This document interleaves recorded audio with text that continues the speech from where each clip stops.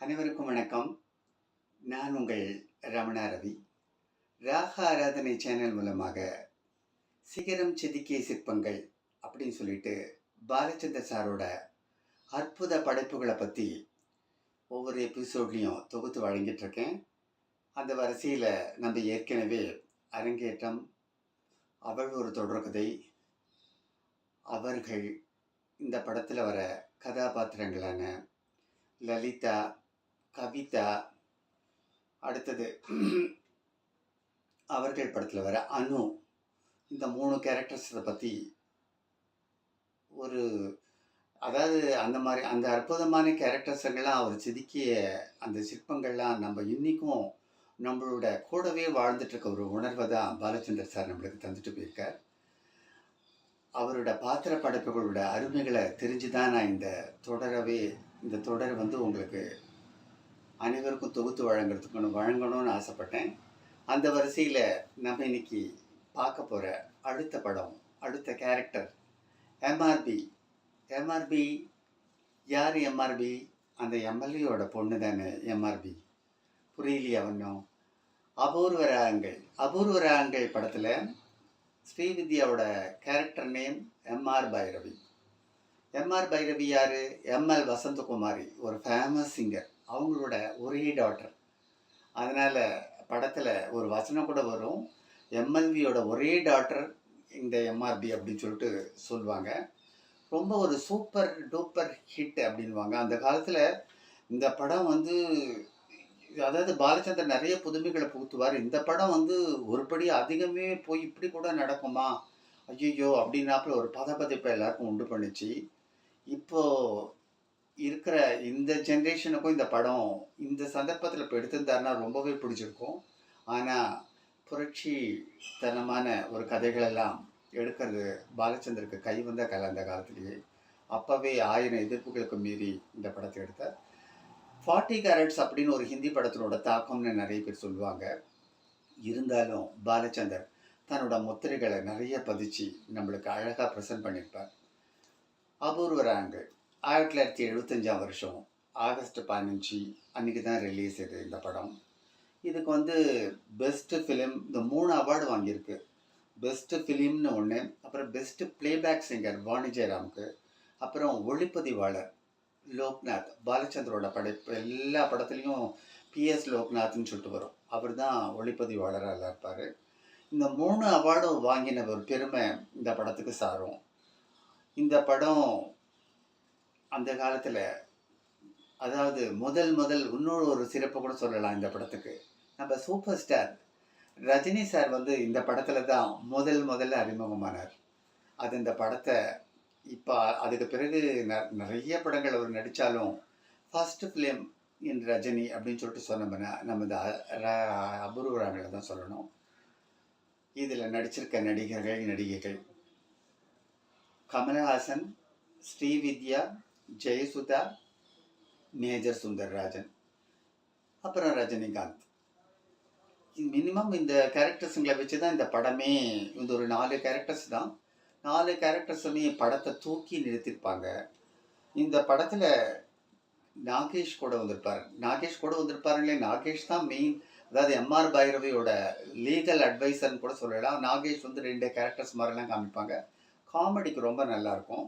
நாகேஷை பற்றி சொல்லணுன்னா அதுக்கு ஒரு தனி எபிசோடே வச்சுக்கணும். அப்புறம் இந்த படத்தோட சாங்ஸ் MS விஸ்வநாதன், கண்ணதாசன் கூட்டணி எப்போவுமே நான் சொல்வேன். இவங்க கூட்டணியில் நிறைய அழகழகான பாடல்கள், மொத்தம் 4 பாடல்கள். அதிசய ராகம், ஆனந்தராகம், அழகிய ராகம், அபூர்வ ராகம். KJ ஜெயசுதாஸ் இந்த சாங்கை பாடிப்பார். அடுத்தது 7 ஸ்வரங்களுக்குள் எத்தனை பாடல், இதய சுரங்கத்துள் எத்தனை கேள்வி, 7 ஸ்வரங்களுக்குள் எத்தனை பாடல்.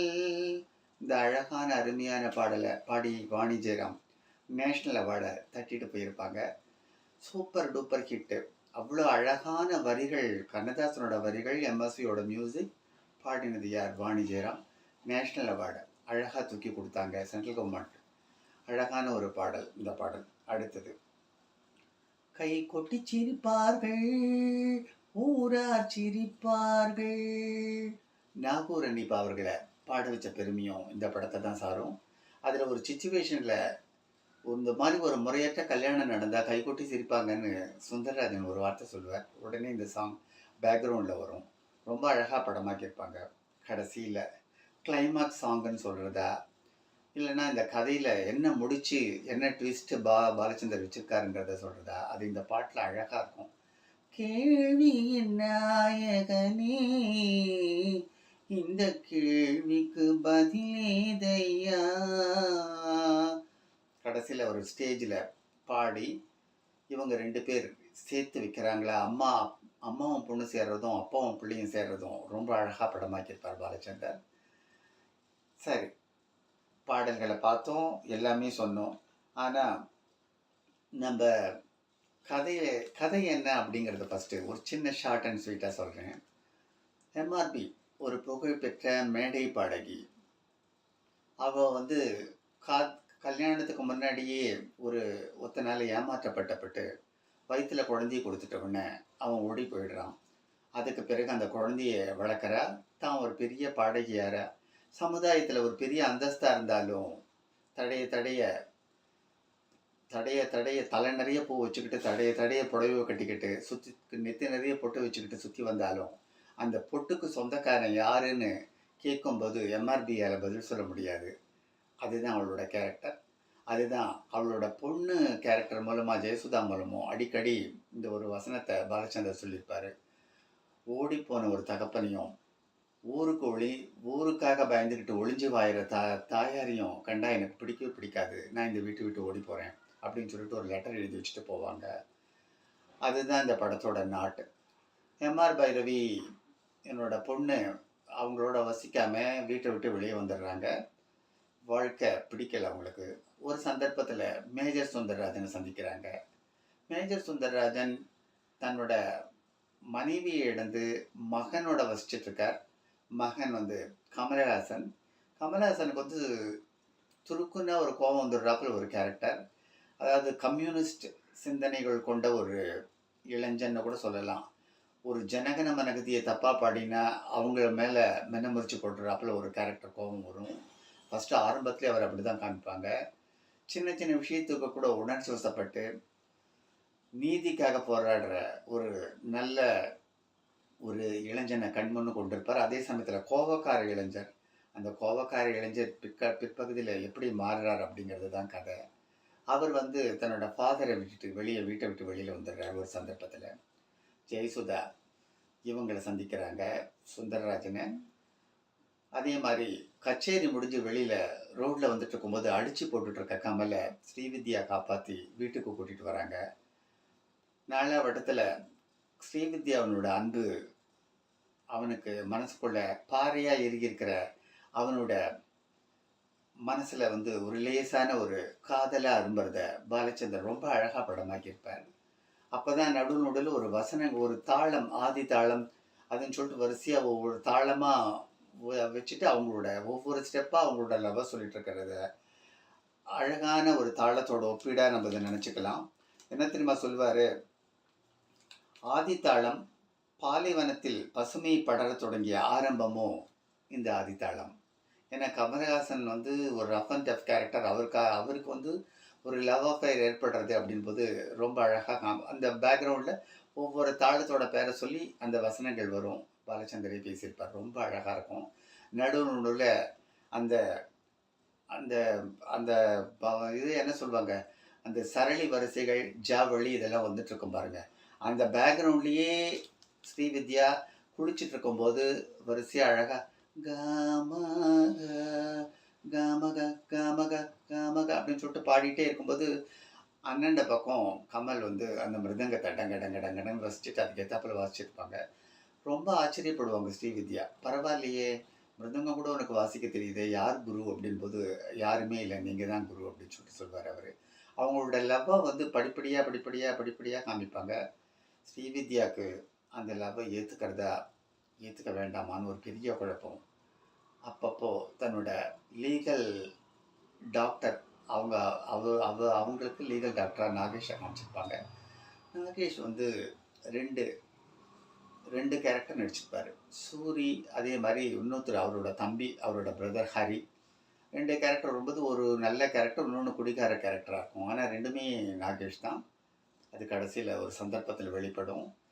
அப்போது ஒரு சந்தர்ப்பத்தில் ஒப்பீனியன் கேட்கும்போது நாகேஷ் சொல்வார், ஏம்மா நீ உன்னோட வாழ்க்கையில் நிறையவே தொலைச்சிட்ட, இப்போ ஒரு நல்ல ஒரு இது வருது, அவன் நல்லவனாக இருந்தால் பேசாமல் சாவி கொத்தே கொடுத்துட வேண்டியது தானே அப்படின்னாப்புல ஒரு வசனம் வரும். மறுநாள் ஃபோன் பண்ணி, காலையில் ஃபோன் பண்ணுவாங்க ஸ்ரீவித்யா.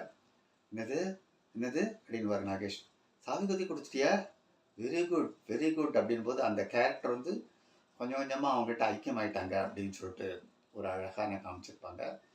கமல் வந்து தன்னோட லவ்வை எப்போ சொல்வாருன்னா, இந்த அதிசய ராகம் சாங்கும் போது தான், பின்னிய கூந்தல் பெருநிற நாகம், பெண்மையின் இலக்கணம் அவளது வேதம், தேவர்கள் நடத்திடும் காவியம் இந்த தேவ அப்படின்னு சொல்லிட்டு ஒரு புறம் பார்த்தால் மிதிலியின் மைதிலி, மறுபுறம் பார்த்தால் காவிரி மாதவி, முகம் மட்டும் பார்த்தால் நிலவின் எதிரொலி, முழுவதும் பார்த்தால் அவள் ஒரு பைரவி அப்படின்னு சொல்லும்போது தான் அது வரணும். ஸ்ரீவித்யாவுக்கு கமல் தன்னை லவ் பண்ணுறது தெரியாது, கொஞ்சம் ஜாடமடையாக இருக்கும். அப்போ கூட அது ஏதோ சின்ன வயசோட சேஷன் நினச்சிருப்பாங்க. அப்புறம் முழுக்கவே பண்ணும்போது பிரசன்னா இதெல்லாம் ஒத்து வராது. அதுவும் அழகாக இருக்கும். கமலோட பேர் பிரசன்னா, இவங்க பேர் எம்ஆர்பி. ஒருத்தருக்கு ஒரு அழகான ஜெயசுதா பேர் ரஞ்சனி, மேஜர் சுந்தரராஜன் ஈஸ்வரனும் நம்ம பேர் அவருக்கு. ரொம்ப அழகாக இருக்கும். அப்படி இருக்கும்போது ஒத்து வராதுன்னு சொன்னால், ஏன் ஒத்து வராது, 1000 காரணம் இருக்கலாம். பிகாஸ் அப்படின்னு சொல்லிட்டு இப்படி தலையில் இப்படி கழி வச்சு டக்குன்னு ஒரு ஹேர் காமிப்பாங்க, சில்வர் ஹேர் அப்படின்வாங்க. அந்த சீன் ரொம்ப நல்லாயிருக்கும். இதை பாரு, எனக்கு தலையில் கூட நினச்சி போச்சு, அதை கழட்டிட்டு இப்படி இது ஒன்று எடுத்து போட்டுட்டு இப்போ பாருங்க அப்படின்வாரு. மாதிரி நிறைய அப்படியே அந்த அவங்களோட காதலுக்கு ரொம்ப அழகாக பாலச்சந்தர் வந்து அதை வந்து விரசம் இல்லாமல் அழகாக படமாக்கியிருப்பார். கடைசியில் அங்கே போகிறாங்க ஜெயசுதா. அங்கே போகும்போது சுந்தரராஜன் மேலே அவங்களுக்கு ஒரு லவ் அண்ட் அஃபெக்ஷன் வருது. அது என்னமோ தெரியல. அவர் கூட சொல்கிறார், ஐயோ என்ன போய் அவங்களும் திடீர்னு ஒரு நாள் வந்து நான் உங்களை கல்யாணம் பண்ணிக்க ஆசைப்படுறேன் போது சுந்தரராஜன் விதிவிச்சு போயிடுவார், என்னோட மக மாதிரிமா நீ போய் என்ன கல்யாணம் பண்ணிக்கிறது அப்படின்னு. ஆனால் ஜெயசுதா கேட்க மாட்டாங்க, எனக்கு உங்களை ரொம்ப பிடிச்சிருக்கு, நான் உங்களை தான் பண்ணிப்பேன் அப்படின்போது கடைசியில் கிளைமாக்ஸ்னு ஒன்று வரணும் இல்லையா, கிளைமாக்ஸ் வருது. அப்போ ஒரு நாள் வந்து இது யாரோட மகன் அப்படின்போது சுந்தரராஜனோட பையன் தெரிஞ்சிருது. அதே மாதிரி பைரவி யாரோட ரஞ்சனி யாரோட மகன்னு தெரிஞ்சிடுது. பேப்பரில் அடிடேட் பண்ணி சுந்தரராஜன் 2 பேருமே கூப்பிட்டு அனுப்புவார். அப்போ தான் சொல்வார், எம்ஆர்பி த கிரேட் சிங்கர், மேடையில் அகாடமியில் எல்லாத்துலேயுமே பாடி எல்லாரோட மனசில் இடம் பெற்றிருக்கீங்க. சரி, இப்போ எதுக்கு வந்திருக்கீங்க, இதை பாருங்கள், என்னோட மகன் எனக்கு மாமனார், உங்கள் மகள் உங்களுக்கு மாமியார். அதில் அடிக்கடி ஒரு வசனம் ஒன்று வரும். ஜெயசுதா வந்து இந்த ஒரு விடுகதை மாதிரி சொல்லுவாங்க, என்னுடைய அப்பா யாருக்கும் மாமனாரோ அவருடைய மருமகளுடைய அப்பா என் மகனுக்கு மாமனார், அப்படியானா அவருக்கு எனக்கும் இருக்கிறது என்ன வருது சொல்லுங்க பார்க்கலாம் அப்படின்னு சொல்லிட்டு அடிக்கடி நாக்க இப்படி துருத்திட்டு இருப்பாங்க. அவங்களோட கேரக்டர் ஒரு துருதுருப்பான ஒரு பெண்ணாக காமிப்பாங்க சைக்கிள் எடுத்துக்கிட்டு. இந்த விடுகதைக்கு கடைசி மட்டும் விடையே கேட்டு அழுத்து போயிட்டுருக்கும், புரியாது. கடைசியில் அவங்களே சொல்லுவாங்க, எனக்காக இருந்தால் நீங்களும் என் கணவர், உங்களுக்காக இருந்தால் நானும். அதுதான் இந்த கதை, இந்த விடுகதைக்கு விடையே அப்படின்னு புதிரை விடுவிப்பாங்க. அப்போ தான் அவர் சொல்வாரும்மா, கை கொட்டி சிரிப்பாங்கம்மா இந்த கல்யாணத்தும் போது, கை கொட்டி சிரிப்பார்கள்னு சொல்லிட்டு நாகூர் ஹனீஃபா அவரை வச்சு பாட வச்சுருப்பாங்க. அந்த பாட்டில் இந்த மாதிரி ஒரு கல்யாணம் நடந்தால் எப்படி இருக்கும், அதை வந்து கை கொட்டி சிரிக்கிறத பாலச்சந்தர் சிம்பாலிக்காக அழகாக எடுத்திருப்பார். அந்த பெரிய பெரிய உருவங்களை நம்மளை வந்து பயமுறுத்துறாப்பில் அழகாக, ரொம்ப அழகாக கேமராமேன் லோக்நாத் படமாக்கியிருப்பார். படத்தினோட ஒவ்வொரு ஷாட்டையும் பாலச்சந்தர் அனுபவிச்சு எடுத்திருப்பார். ஸ்ரீவித்யாவனோட பெரிய அந்த அகன்ற அழகான விடிகளை தான் செட் போட்டு படம் எடுத்தாங்களோன்னு சொல்லிட்டு அப்போ ஜெமினி இந்த படத்தை பார்த்த உடனே சொன்ன முதல் வார்த்தை இதுதான்.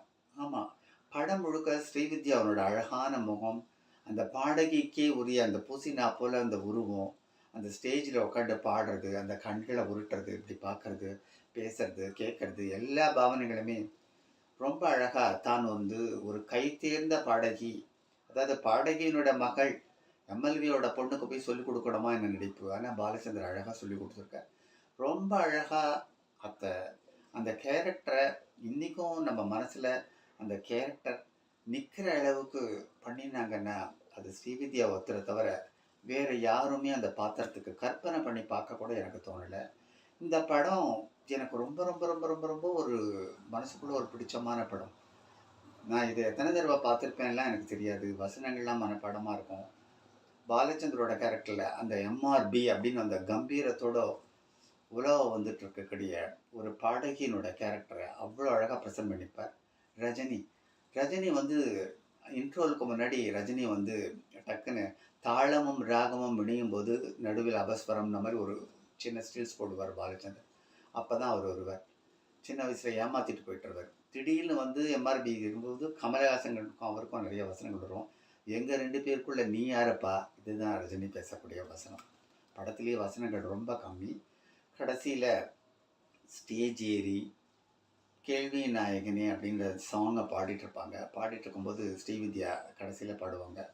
பழனி மலையில் உள்ள வேல் முருகா, சிவன் பல்லாண்டு ஏங்கி விட்டான் வா முருகா, பிடிவாதம் தன்னை விடு பெருமுருகா, பிரியத்துடல் பக்கத்திருமுருகா அப்படின்னு சொன்னோம்னா கமல் வந்து மெதுவாக ஸ்டேஜிலேருந்து இறங்கி வந்து என் மேஜரோட பக்கத்தில் உட்காந்துட்டு மேஜரோட கை வந்து கமலோட கை அப்படியே அன்பாக பற்றுறாப்புல ஒரு சீன் வந்திருக்கும். நடுவில் ஸ்ரீவித்யா அப்படி இப்படி பார்த்துட்டு இருக்கும்போது அந்த அந்த ஃபர்ஸ்ட் எடுத்தோடனே கேள்வி நாயகனை ஆரம்பிக்கும் போது ஜெயசுதா ஃபர்ஸ்ட் அந்த ஒரு கண்ணும் மறு கண்ணும் பார்த்து கொண்டான், அவை ஒன்றோடு ஒன்று சொல்லும் செய்தி என்ன, இரு கண்ணும் ஒன்றாக சேர்ந்து விட்டார், அவை இரண்டுக்கும் பார்வையிலே பேதம் என்ன. அடுத்து பாருங்க, வேதம் மறைந்ததென்று கூறு கண்ணே, வேதம் தரந்து நடக்கும் முன்னே அப்படி கேட்டுப்பாங்க.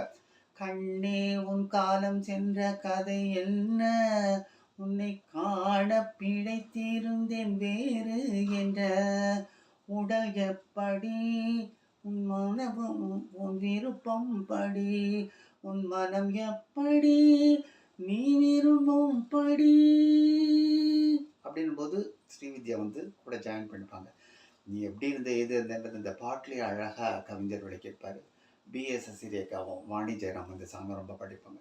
எனக்கு ரொம்ப ரொம்ப ரொம்ப ரொம்ப பிடிச்சமான பாட்டு இந்த கேள்வி நாயகனே 7 ஸ்வரங்களும். அந்த 7 ஸ்வரங்களை எத்தனை தடவை பாடியிருப்பானோ தெரியாது. அப்போல்லாம் வந்து யாருன்னா பாட சொன்னால் இந்த பாட்டை எவ்வளோ 4 நவராகம் மாதிரி பந்துவாரளி ராகம் வரும். பார்த்தோம்னா அவ்வளோ அழகாக இது யாருன்னா பாட சொன்னால் டக்குன்னு பாடி முடிச்சிடுவேன். ஒவ்வொரு ராகமுமே ஒவ்வொன்றும் வரும். இந்த அபூர்வ ராகங்கள் வந்து மகத்தின்னு ஒரு ராகம் வரும். அப்புறம் இது வந்து 7 சுரங்கள் பந்துவாரளி ராகம். கேள்வி நாயகன் வந்து தர்பாரி கன்னடா. இது 3மே சூப்பர் டூப்பர் ஹிட்டான சாங்ஸுங்க. இதை இந்த படத்தை இந்த பாடலை இதில் நடித்தவங்களை எல்லாருமே இன்றைக்கி பெரிய பெரிய ஜாம்பவான்களாகிட்டாலும் நம்மளுக்கு இந்த படம் இன்றைக்கும் ஏன் மனசுக்குள்ளேயே அப்படியே நினச்சிட்ருக்குன்னா அந்த கேரக்டர்ஸுங்களை பாலச்சந்தர் அவ்வளோ அழகாக செதுக்கியிருப்பார். அதனால தான் நான் இந்த தொடருக்கே சிகரம் செதுக்கிய சிற்பங்கள்னு பேர் வச்சேன். இனி அடுத்தது நம்ம வரப்போகிற எபிசோடுகளில் பாலச்சந்தரோட அடுத்த படைப்புகளை பற்றி நம்ம பேசுவோம். இன்றைக்கும் இல்லை வரலாறு காணாத ஒரு பாத்திரங்கள் அப்படின்னா அது பாலச்சந்தர் ஒருவரால் தான் செதுக்க முடியும். பாலச்சந்தர் மறைவுக்கு பிறகு திருப்பியும் இது போன்ற அழகான பாத்திர படைப்புகள்லாம் நம்மளை வந்து சேருங்கிற நம்பிக்கை கொஞ்சம் கொஞ்சமாக குறைஞ்சிட்டு வந்திருக்க வேலையில் நம்ம பழசே ஆசைப்படுவோமே, அதனால் என்ன குறைஞ்சி போயிட்டோம்? ஒன்றும் இல்லையே. பாலச்சந்தர் சார் இன்றைக்கும் இருக்கார், என்றைக்கும் இருப்பார், எப்பவும் இருப்பார் நம்ம எல்லாரோட மனசுலையும். இந்த அபூர்வ ராகங்கள் எம்ஆர்பி கேரக்டர்ஸை பற்றி இன்றைக்கி நம்ம அபூர்வ ராகங்கள் படத்தை பற்றியும் கேரக்டரை பற்றியும் நடித்தவங்களை பற்றியும் ரொம்பவே அழகாக உங்ககிட்ட நான் ப்ரெசென்ட் பண்ணேன். உங்களுக்கு இது பிடிச்சிருக்கோன்னு நினைக்கிறேன்.